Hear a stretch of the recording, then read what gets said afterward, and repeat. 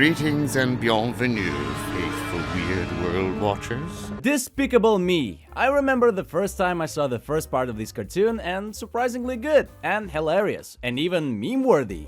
Those memes with Gru were something else, and, of course, legendary Vector. Oh yeah! Those were a few moments, eh? Like 3 parts of them. But what's happening with the franchise now? Wait a minute. What does it mean they have released 16 movies in the franchise? Despicable Me 4? Well, that seems interesting. Oh my god, what's this abomination? Why did they decide to turn Despicable Me into the Boss Baby? Please burn it! Get it away from me! Why? Just why? Ugh, fine. Well, Minions, we've already been through a lot with these yellow pills until their popularity ended, and I don't see kids on the street screaming about them anymore. And by the way, the 2 Minion movies that focused on the young Gru in his early years weren't that bad. Young Doc Nefario still striving for fame, knowledge, and ambition. A rare case when the sequel turned out to be better than original. No wonder. Minions without Gru look at least strange, but when all the elements and characters are in one place, like in the first part, everything finally works properly. But where I'm going with this? Throughout the existence of Despicable Me franchise since 2010, a lot has happened. Short movies, films, sequels, and whopping 16 films in the franchise. And for some reason, I strongly doubt that Illumination, the studio, can repeat the success of Puss in Boots 2, which turned out to be tens of times better than the first film. Of course, there were many factors like drama and the wolf, also known as Death, as a villain, one of the best antagonists in the entire industry of animation in the last 5 years. But whether or not, Puss in Boots 2 is an example of a good sequel. I would even say abnormally good sequel. Rarely does a sequel surpass the original. And just recently, the trailer for Despicable Me 4 came out. It starts off energetically, even intriguingly. And the characters are in place, and I'm happy to see familiar faces and anticipate the memes that will come out with this new installment. And suddenly, out of nowhere, this little parody of a Jack from The Incredibles pops up. Seriously, why you add this elimination? Remember that your first movie was all about Gru becoming an adopted father to 3 girls. Why do you need this little individual who is clearly made out of a lack of ideas? Oh my god, it just drives me crazy and annoys me so much. I mean, I'm sure that almost no one liked that decision to add his son in the new part.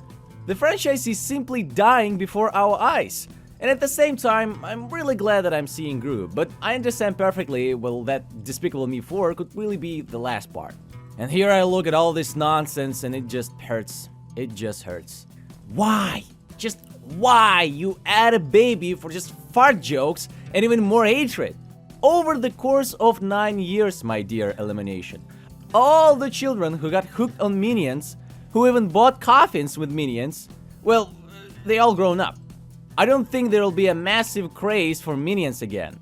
We currently have a massive craze for Pomni from Digital Circus, and even that quickly ended. And it seems like the internet had enough of it. And I highly doubt that a baby with the toilet humor will be a hyped character in any way. Many viewers may say that Despicable Me franchise has been declining for a while, and only the 3rd part with the twin brother is a practical proof of that. And in some ways I can agree, because lack of originality in the plot, simplification of humor without the uniqueness of the first and second parts, the 3rd part introduces numerous new characters, which can lead to oversaturation and decrease attention to the main characters. And this is evident in the trailer of the 4th part as well. Of course, Despicable Me 3 still has its bright and funny moments, which the 4th part might also have. But it's not enough to be a good animated film in my opinion. You know, it's a strange feeling when the Minions 2 movie, where half of it's about young Gru, looks more interesting than the 3rd part of the main movie line. But yes, that's how it is. Overall, actually, the 4th Despicable Me might still have something interesting, just like the 3rd part entertained us with Balthazar, the villain obsessed with gadgets from the 80s. In the trailer of the 4th part, the battle between Gru and the guy who looks like Doofenshmirtz himself. Doofenshmirtz Evil Incorporated! Benny the Platypus, what an unexpected surprise! And by unexpected, I mean completely expected! And just for the sake of the battle between Gru and the guy resembling Doofenshmirtz, I will be excited to see what happens in the movie. I can already imagine Gru entering the fight and Doofenshmirtz starting to talk about his past in the style of Doofenshmirtz from Phineas and Ferb. It all began on the day of my actual birth. Okay, I'm sorry. It's like a battle between two big-nosed guys, or a final raid of the villagers, or whatever happened in Minecraft. Oh, now I want to play Minecraft. Whatever, moving on. Well, why I'm so skeptical? Only because of the appearance of the little individual in the trailer. So, here lies the same problem as with Shrek's children in the last part.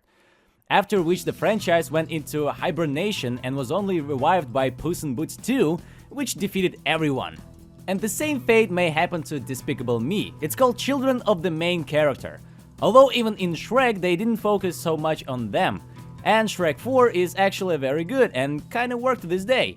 And the problem of the main character's children is not presented as negatively as in other franchises. But from the trailer, it's clear that the little one will be helping in almost every scene and acting as the main comic relief. And why, when there are minions? And why a new child where there are 3 girls? That is the question.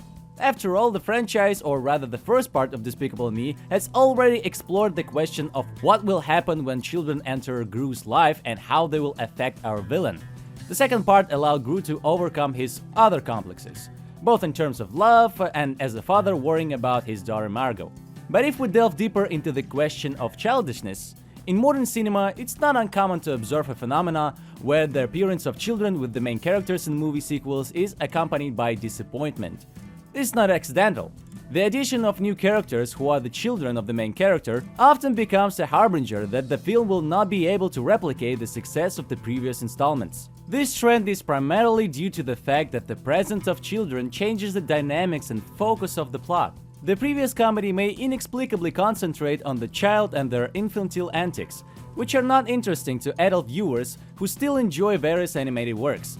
It seems to me that anime is simply a way to continue loving cartoons, but with a more mature approach.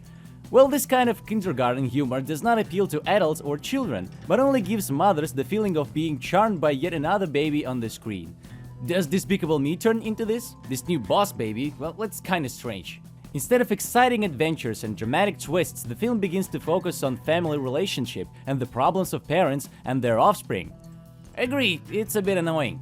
All of this makes the film not just less interesting, but truly sluggish and boring, and the worst case, embarrassing to watch. If studios really need a character that can make children and even adults laugh and feel joy, then take the same minions.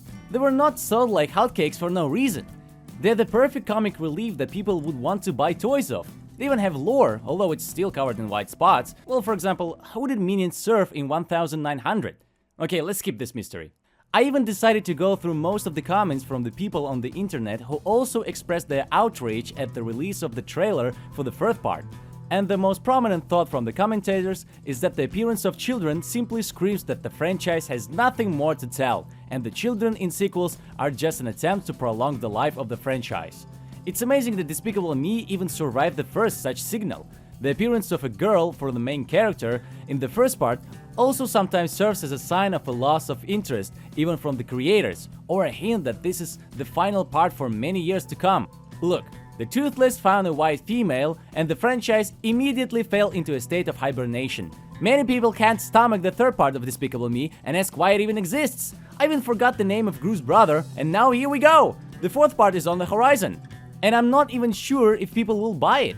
I didn't even understand the message of the trailer, the idea of the film, whether it's about him having a child or him fighting with the Doofenshmirtz. If we compare it to the previous parts, the main idea is generally clear in their trailers. In the second one, Gru gets a partner, and it's immediately clear that there will be a love interest, as well as a new job for Gru that is not as villainous as usual. Even the third part is more understandable in its own trailer, with Balthazar and music from the 80s, and the introduction of Gru's brother in the second trailer for the third part. At least everything is clear. The new character, their behavior and dynamics with Gru, the villain and their gimmicks. But in the trailer for the fourth part, what do we see? Who is the villain? What's their gimmick? Who is the new character and what's their gimmick? And there's a child? Sorry, but that's not interesting at all. And finally, the children of the main characters are often subject to stereotypes and predictable characteristics, which makes them less attractive, annoying, and irritating as characters. They don't really have any personalities, being just walking stereotypes in animated comedies. Attempting to recreate the success of the first part by adding similar characters almost always leads to failure. And thus, the appearance of the children of the main characters in movie sequels can be a precursor that the movie will not be able to replicate the success of the first part. This is due to the changes in the dynamics of the plot and attempting to prolong the life of the franchise, and the susceptibility of new characters to stereotypes. And have you noticed how many times I repeated that Gru already had 3 adopted daughters? You know me, and before recording any video, I will 100% go rewatch all the parts of what I'm talking about. I had to rewatch all the Minions. Kill me! That's why I'm afraid to review Naruto's, because I would have to rewatch everything. Literally everything! Yeah, okay. I might do this one day. So, after rewatching all the parts of Despicable Me, I noticed an interesting dynamic. One of Gru's 3 daughters, specifically Edith, the one in the pink hat, when rewatching, you will notice that among all 3 girls, she constantly behaves like Gru's real daughter. She is the first one to enjoy all the ninja stuff, guns, dangerous inventions, and bombs that Gru enjoys. And after rewatching all the parts, I realized that she is really much closer to him than the other daughters. Even in the second part, when Agnes and Margot do ordinary things for kids, sit and play board games, Edith spends her free time in Gru's underground lab, loves all the ninja kung fu stuff just like Gru, and hangs out with the Minions more than any others.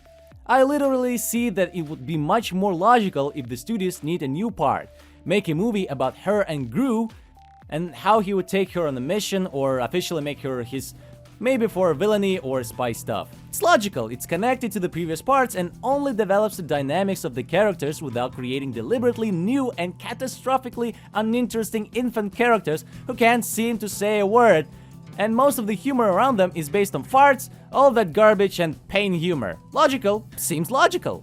Here we are, my dear fans of animations. We are probably witnessing the downfall of yet another franchise that lasted for many years and survived for inexplicable reasons.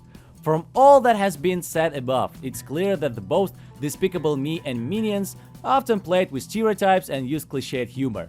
However, we should not forget that the memes and the laughter could still bring joy. But the negative aspects of the plot and the loss of originality led to Despicable Me 3 being released 7-8 years ago, and it seemed like the franchise was already forgotten until it suddenly returned. The original Despicable Me is still enjoyable and interesting even after 14 years. The film tells a unique story about the main villain who undergoes changes in his life after meeting 3 girls.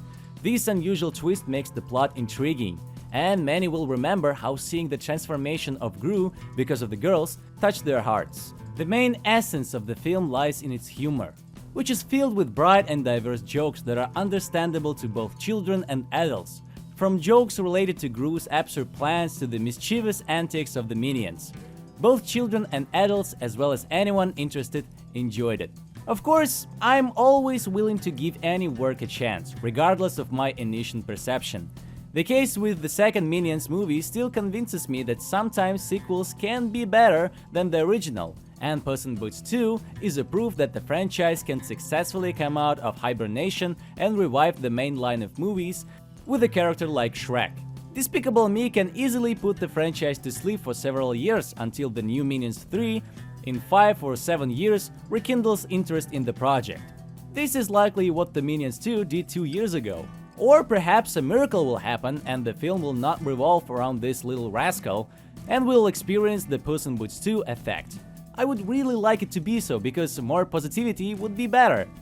Don't get bored, subscribe and hit the like button, and I see you guys in the next one.